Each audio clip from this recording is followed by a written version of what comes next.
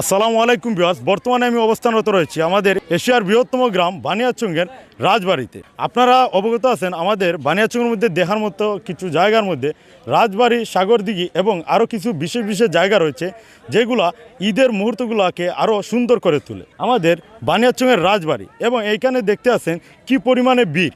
এটা আসলে একটা সুন্দর ঈদ উদযাপন। তেমনইভাবে আজকের ধারাবাহিকতায় আজকে এইখানে আসার মেন উদ্দেশ্য হচ্ছে এই যে সৌন্দর্যটা আপনাদের সাথে শেয়ার করার জন্য আসলে আজকের এই ভিডিওটি তৈরি করা। এইখানে কিন্তু অনেক গণ্যমান্য লোকেরা কিন্তু এসে ঘোরাফেরা করেন। আমার এই যে সুন্দর দৃশ্যগুলো আপনাদের সামনে উপস্থাপন করা।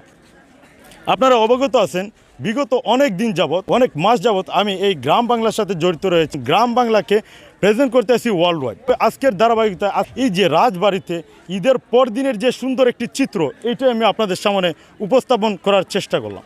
আর এইটা কিন্তু আমাদের একটা ঐতিহ্য, কারণ এই যে রাজবাড়িটা কিন্তু আমাদের ঐতিহ্য। এইখানে এসে আমরা পেয়ে গেলাম আমাদের আয়নাল চাচারে, কিনা বর্তমান সময়ে আমার আইডি থেকে একটা ভিডিও আপলোড করেছিলাম যেটা কিনা প্রায় 6 লক্ষের কাছাকাছি চলে গিয়েছে। আসসালামু আলাইকুম চাচা। আসসালামু আলাইকুম। ওয়ালাইকুম আসসালাম। তো আপনার যে একটা ভিডিও প্রায় 6 লক্ষের কাছাকাছি চলে গিয়েছে আমার আইডি থেকে আপলোড দিয়েছিলাম, এতে আপনার অনুভূতিটা কিরকম? আলহামদুলিল্লাহ ভালো হইতো বাবা, তবে আমি তো ওই রকম আর দেখছেন তোমার আইডিটা ভালো।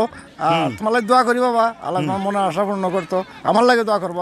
সব থেকে যে ভালো লাগার বিষয়টা এই যে আপনার রাজবাড়িটা দেখতে পাচ্ছেন, এটা কিন্তু আমাদের একটা ঐতিহ্য।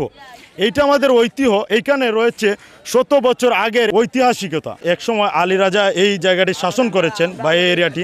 তো এর ধারাবাহিকতায় আজকের ভিডিও তারা আপনাদের যতটা ঈদের পর দিনের সৌন্দর্য আপনাদের সাথে শেয়ার করার ছিল আমি ততটুকুই চেষ্টা করেছি। যদি ভিডিওটা ভালো লাগে তাহলে বেশি বেশি করে শেয়ার করে দেবেন। দেখা হবে নতুন কোনো ভিডিওতে নতুন কোনো সময় ইনশাআল্লাহ। আসসালামু আলাইকুম, ঈদ মুবারক।